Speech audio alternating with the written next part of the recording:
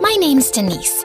And yeah, I'm an orphan, but I'm not your typical sad puppy eyes orphan. Nope, I'm more like an agent of chaos. I always loved breaking the rules and pulling off pranks, like that time when I was 6 and I changed the orphanage shampoo for pink hair dye.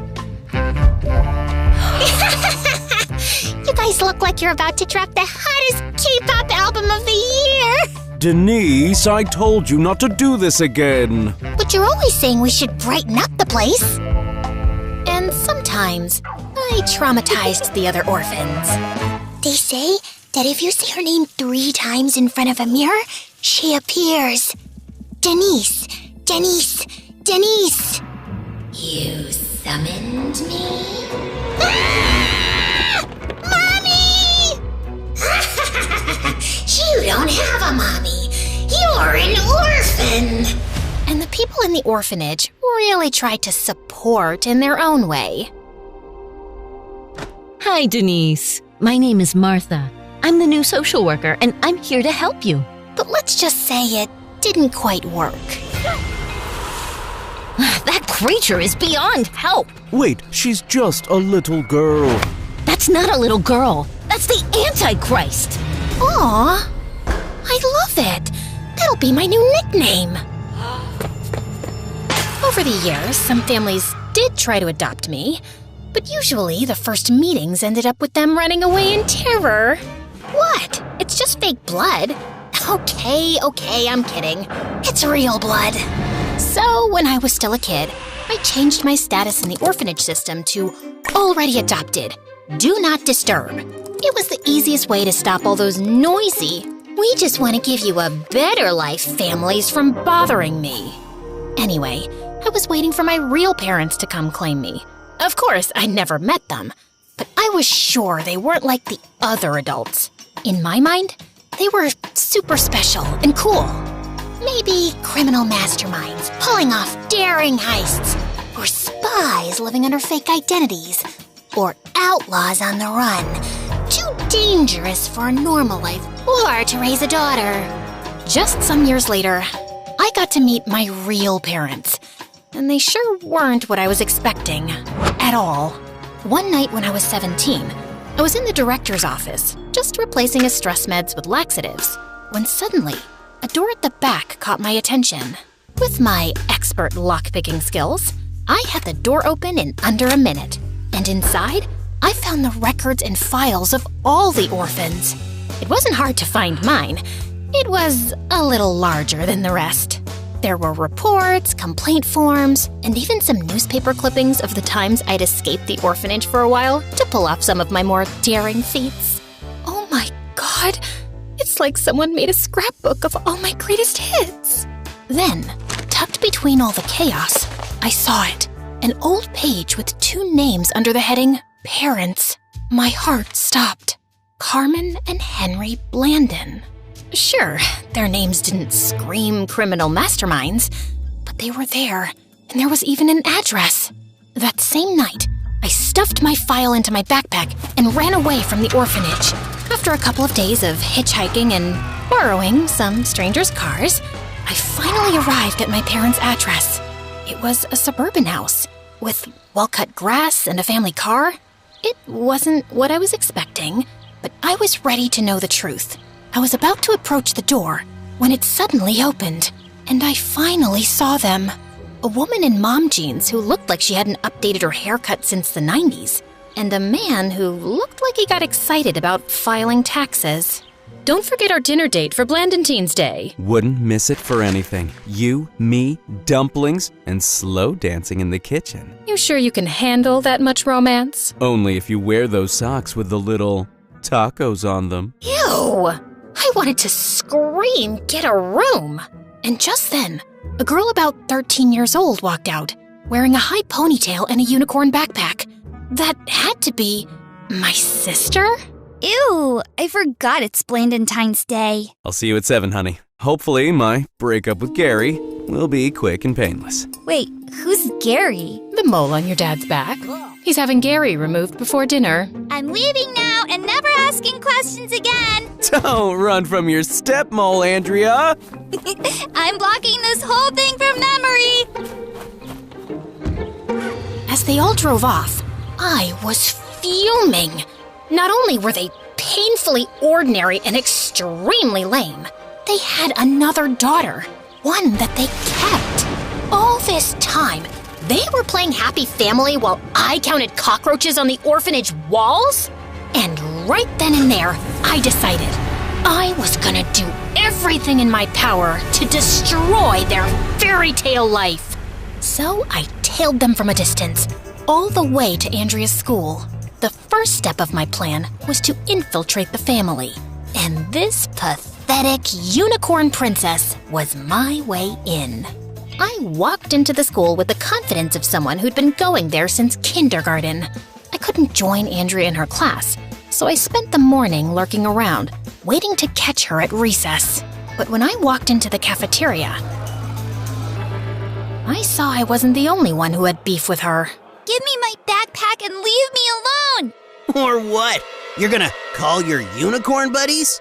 This was the perfect opportunity to gain my little sister's trust. Just leave her alone, you moron. They all turned to look at me. Who are you, and why are you dressed like a homeless person? Don't you have a mirror at home? Oh, is that the best you have? You look like you practice your insults in the mirror every morning. Mirror, mirror, who's the lamest bully in town? Spoiler alert, it's you.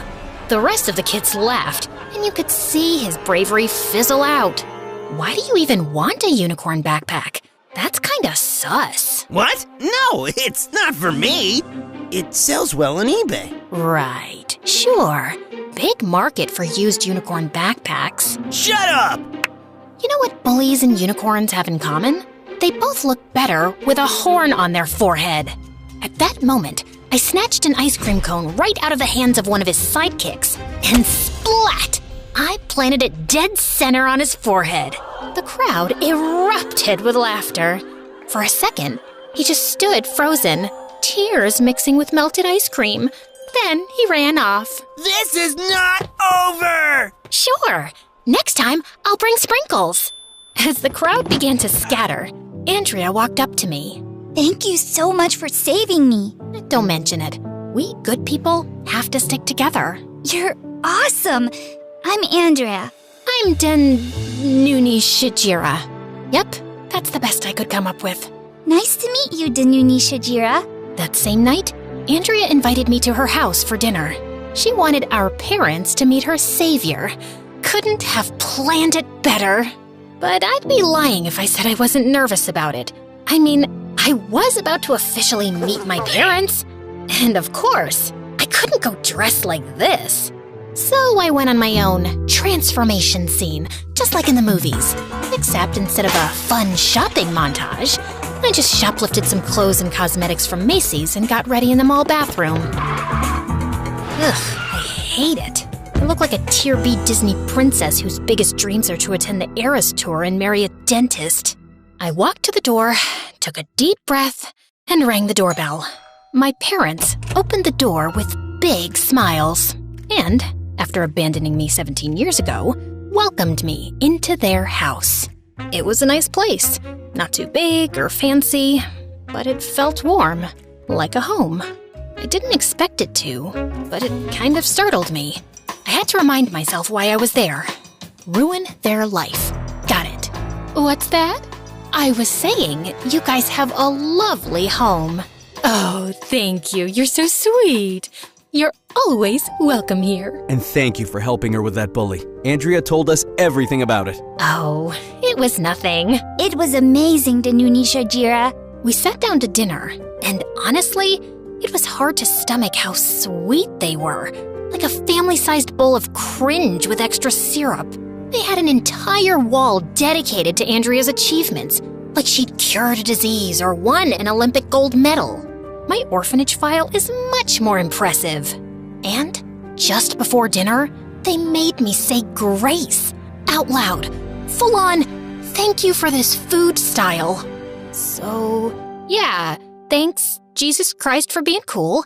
And, shout out to all your crew for this dinner. Great work, everyone. The food looks swell. Amen. During dinner, I was bombarded with questions. Literally. Are you new in school? When did you arrive in town? Where are you from? What do your parents do? For how long are you staying? Where are you living? Anyone else would have cracked under pressure, but not me. I'd spent years perfecting the art of lying. Yes, today was my first day in school. I arrived yesterday. I'm originally from Oklahoma, but I'm something of a nomad. My parents are circus artists, so they're always touring around the world. Right now, they're in Asia. I'm supposed to stay here for a year. I'm living in a drafty apartment above a dry cleaner downtown, and the bathroom's outside. But hey, at least the hallway raccoon looks disease-free, and it's not a circus cage. Oh, honey! They felt so bad for me, they invited me to stay with them, just until my family came back. And Andrea was over the moon about it. Are you sure about this? I don't want to impose. We're not letting a nice, sweet kid like yourself live alone in some awful apartment. Stay here as long as you want. If your parents are okay with it, of course. Honestly, I don't think they care about me or where I live. Oh, don't say that. I'm sure they do.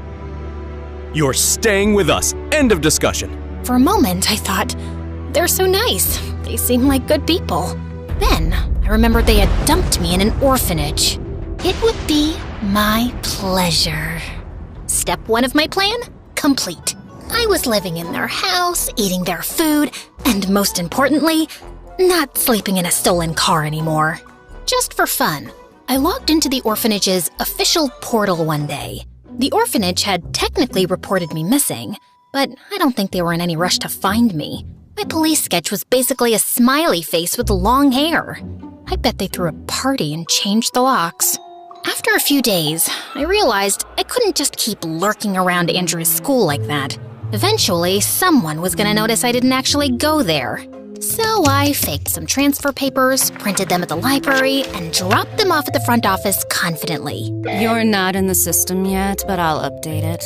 Probably. I paid the admission fee using savings from my many orphanage side hustles. Thankfully, it was just a tacky public school, so it wasn't much. And just like that, I was in. And then, I started disrupting my family's perfect life. I started small, switching the salt with sugar, hiding the remote, setting all the clocks half an hour off. Then, I kicked it up a notch. I accidentally left the back door open and lured the neighbor's goat into Mr. Blandon's study. It ate his entire stack of work documents and chewed up 2 USB sticks. But they always managed to spin it into something positive. This coffee's a little salty, but it's got personality, and I love it. Must be a new trend. This one's unreadable. But maybe that's the universe telling me to take a break. You have been working too hard lately. It's a sign. You're right, honey. Thank you, mysterious, wise goat of destiny. That goat ate your entire fiscal quarter. We've always said, when one USB doesn't work, another one will. Are they high on essential oils or what? I don't know if it was their sickening optimism or the fact that I just accidentally salted my cereal, but the urge to vomit kicked in hard. I was getting defeated by a family of wholesome weirdos. But then it clicked. Right there, I came up with a plan so diabolical that I gave myself the creeps. If I really wanted to get back at my parents, I had to do it through their greatest weakness. Their sweet, precious Andrea. I could corrupt her, turn their sweet little princess into a fire-breathing, chaos-spreading dragon. So I took my time to study her first. Andrea was everything I wasn't. She was a good student, sweet, polite, and had that weird habit of raising her hand before speaking, even at home. She probably recycled her homework and apologized to chairs when she bumped into them. Of course, being a nerd and a pushover doesn't exactly make you popular in school. Every day, she was bullied, but she tried to hide it from me. Yes, I accidentally dropped my personal diary in the toilet. Again. Silly me. Yeah, she even had a personal diary. What a loser. And she was obsessed with me. She kept following me around like I was some kind of superhero. She wanted to spend every second with me. Look, Danuni, I made a BFF bracelet for you. Oh, great. Too bad I'm allergic to bracelets. It was nauseating to have her clinging to me like a python. But it also made my plan easy. Almost too easy. Andrea admired me so much, it was like watching a kitten imprint on a raccoon. She ditched the glitter lip gloss and rainbow socks for oversized hoodies, dark eyeliner, and a permanent don't talk to me face. And then I started planting seeds, little thoughts here and there. You know, you don't have to smile all the time. It's okay to say no. Just because your parents love broccoli casserole doesn't mean you have to pretend it doesn't taste like wet socks. At first, she laughed it off, but then she started testing it out. I actually don't like your perfume. It gives me a headache. Oh, okay, sweetie. And when no one exploded or burst into tears, she kept going. Luckily, the rebellious teenage hormones were also kicking in right on time. She stopped over-apologizing, raised her voice when she didn't agree with something, and she even rolled her eyes. Words like please, thank you, and love you, mommy and daddy disappeared faster than the spare change they used to leave in the cookie jar. What? It's not stealing if it's in plain sight. And then she saw me skipping classes and never doing my homework. So she followed my example, and her grades tanked. Of course, eventually the Blandons started connecting the dots. Another D? Andrea, what's going on with you lately? Can we just not do this? It's so exhausting. You've been acting out ever since, since Danuni showed up. Oh, so it's her fault now? Right, because you two are perfect. We didn't say that. Just drop it. Leave her out of this. Even though Andrea defended me, it was only a matter of time before they discovered for a fact that I was the rotten seed. So, as Andrea became more like me, I became more like her. Yeah, me, the perfect daughter. Go ahead and laugh. Mr. Blandon, your baseball card collection is seriously impressive. And Mrs. Blandon, that pink sweater, absolutely stunning. Oh, you're just the sweetest. Just saying it like it is, Mrs. B. We can go to a baseball game sometime, if you want, of course. There's literally nothing I'd love more. Oh, Danuni, we owe you an apology. What for? We thought maybe your influence wasn't that great for Andrea. She's changed so much. Oh, well, it's just tough being a teenager. Exams, hormones, peer pressure, probably a boy named Jaden who plays the ukulele. It's a whole storm. But I don't want to cause you any distress. And maybe it would be better for everyone if I went back to my apartment. No, Danuni, it's not your fault. We were obviously wrong. You've been nothing but sweet and helpful to us. Please stay. My plan was working like a charm. But I knew that turning Andrea fully evil wasn't just about ditching glitter and grades. So, when the universe dropped the perfect opportunity into my lap during lunch, I knew it was showtime. A boy walked up to our table, tiny, wearing glasses and struggling to balance his food tray and stack of books. Move his chair. But he'll fall. Exactly. Andrea's conscience was clearly battling with her desire to impress me. The nerd took another wobbly step toward our table. Do it now, or he'll make it. And if he makes it, he sits. Andrea reached over and moved the chair. And the boy landed on the ground with a loud thud, food and books flying everywhere. Suddenly, everyone around started laughing. Except Andrea. She was looking horrified. But then... Didn't think you had it in you to bring down a nerd, Andrea. Respect. And just like that, a tiny, barely there smile cracked through her face. For once, people were not laughing at her, but because of her. She'd tasted chaos, and she liked it. Her villain story arc was complete. The rest was a walk in the park. Her grades kept sinking faster, detention became part of her daily routine, and our parents visited the principal's office so often they were on a first-name basis. Meanwhile, I kept right on being the worst influence ever. You're definitely old enough to get a skull tattoo. Totally. You should kidnap that girl's dog. Sure, it's only natural for you to scratch the principal's car with your key. He's so annoying. It was only a matter of time before Andrea got suspended. I'd never seen the Blandons so angry and disappointed. And so clueless. Andrea, all we want is for you to talk to us. We want to understand you, to be there for you. You want to help me? Then leave me alone! I hate you two! They didn't even have the strength to scream or scold her. They were utterly defeated. And I was so delightfully sweet, they never suspected I was the one behind all this. My parents' fairy tale life was crumbling, and it was time for the final flourish. They don't get you. They never will. Sooner or later, they'll give up and send you away to some boarding school with plaid skirts and discipline drills. A little harsh? Maybe, but it worked. They've always seen me as this perfect little doll. I've always followed the rules and done the right things, and it never got me anywhere. But you don't care what anyone thinks. You don't beg to be liked. I want to know what that feels like. I want to know what made you like this. Maybe if I lived like you did, I'll finally stop feeling so weak. You want to be me? Start by making better life choices. Like what? Liking and subscribing to MSA, obviously. Already did. Good. There's hope for you yet. Okay, I wasn't used to people trying to relate to me. I didn't know why she wanted to understand me so badly.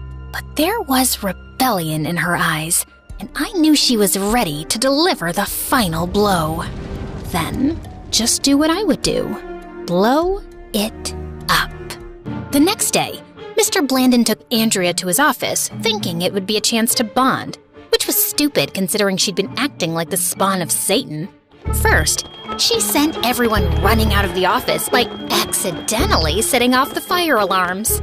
Then she found the office smart speaker controls and hijacked them during an all-hands meeting. Baby Shark blared over the system for half an hour before someone figured out how to shut it off. But later that day, Andrea wandered into the break room, and as luck would have it, she overheard the CEO in full meltdown mode on a call, yelling about cutting staff like fat from a steak. Naturally, she recorded the whole thing on her phone, snuck back to her dad's desk when he was in a meeting, and uploaded the video straight to the company's internal Slack channel. Needless to say, Mr. Blandon left work that day with a cardboard box and a security escort. That night, the Blandons sent Andrea to bed without dinner. As they sat in the living room silently, I spied on them from the staircase. What are we going to do now? That job was all that kept us afloat. We're gonna be okay. How? I don't know. I did it. I ruined the lives of my neglectful parents. But it didn't feel like a sweet victory. I really hate to say it, but I actually felt bad for them. Sure, they deserved it, but Andrea didn't. She was a victim, just like me. She just wanted a friend, and I took advantage of that. And suddenly, I felt horrible. Oh my god, I feel dizzy. I went upstairs to her room to talk to her, maybe even confess, but she wasn't there, or anywhere else in the house. Her things were gone, and her window was open. Andrea ran away. What? She's gone. Babe, check upstairs again. Danuni, you take this floor. I'll ask the neighbors. We searched the whole house. Every room, every closet, every dumb hiding spot. Nothing. No one saw her. Oh, baby, we can't lose her too! Two? They looked at each other for a moment and took a deep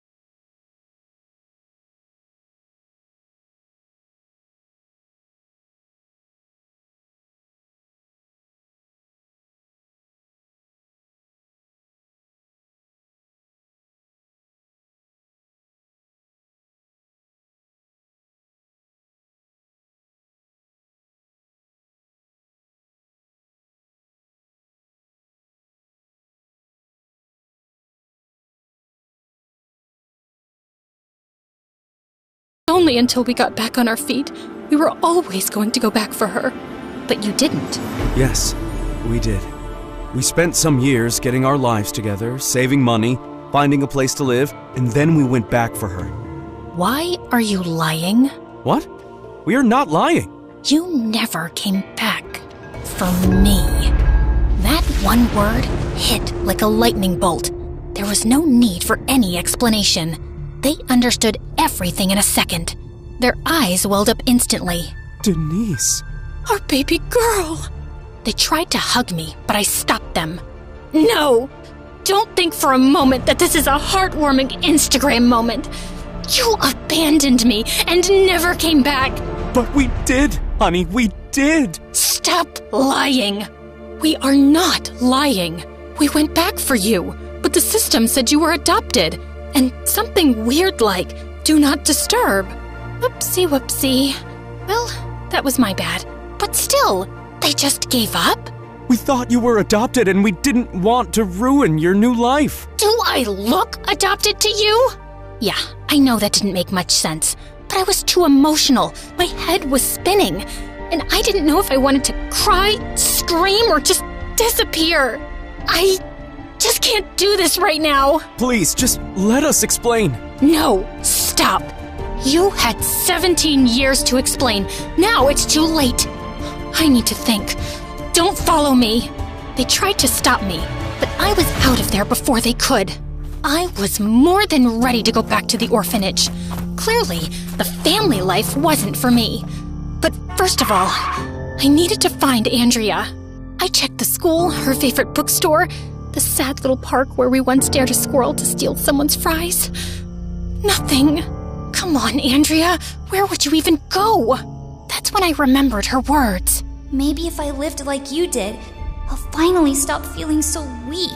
Wait, no way. She wouldn't. She couldn't have found out. But knowing Andrea and knowing how much she idolized me, maybe she could have. I grabbed the neighbor's scooter and headed to the orphanage at full speed. And sure enough, I found Andrea trying to check into the 2-star hotel for abandoned kids. Look, my moral compass is pretty busted, but even I know faking being an orphan is kinda messed up. Denise, what are you doing here? So you also know my real name? I thought our parents never told you of my existence. They didn't. And then she explained everything. Mom and Dad never told me anything about you. But when I was around 10, I found an old box in their closet. Inside, there were some baby clothes, a hospital bracelet, and a lot of pictures. I didn't understand at the time who this baby was or why she wasn't around, and I just never dared to ask. But then you showed up. Wait, you knew who I was right away? No, not at first. I mean, you did raise some suspicions. Like, you gave me an obviously fake name and were weirdly eager to meet my parents. But I didn't find out the truth until I stumbled on your orphanage file while cleaning up your room. And why didn't you say something to me? I was scared you'd leave if I did. I thought our parents would recognize you in an instant, but they didn't. I just went with the flow. So, you knew about my whole ruin their lives plan? Yep, I kind of figured that one out too. Why didn't you try to stop me? Because you had every right to be angry with them. After reading your file, I understood what my parents had done to you. You had to live all your life in a horrible place like this without knowing who your parents were or why they had abandoned you. Of course you acted out. And they never even told me I had a sister. They weren't even planning to. So, you didn't go all evil and chaotic because of me? Well, yes. I mean, at least partly. The truth is, I did want to impress you. You're bold, fearless, cool, the opposite of me. I started copying you at first because I wanted you to like me. But when I read the file, I just got so mad at our parents. They deserve all we did and more after what they did. They were struggling and desperate. What, are you going to justify their actions now? No, not exactly. But I think I get them better now. They were scared, overwhelmed, and they made a horrible decision. And so did I. I hurt someone who didn't deserve it, just because I was mad and scared, and I thought it would make me feel better. I wanted to destroy them, and I used you to do it. You were just this sweet, unicorn-loving nerd, and I turned you into, well, me. That's not sister stuff. That's villain stuff, and I'm really sorry. I ended up here because of their mistake, and now you're here because of my stupid revenge. I came here because even though I know it's not my fault, I can't help but feel guilty. I had this amazing childhood and you didn't. You were all alone. But I'm not alone anymore. I have no more plans, no more agenda. I just want to be your big sister, if you let me. Andrea didn't say anything. She just threw her arms around me and we hugged hard. And for the first time ever, I felt like I had a family. I didn't seem to care about the past anymore. We called our parents and they came to pick us up. There was a lot of crying, hugging, apologizing, more crying, and a very awkward group photo taken by a confused orphanage worker. Let's go home.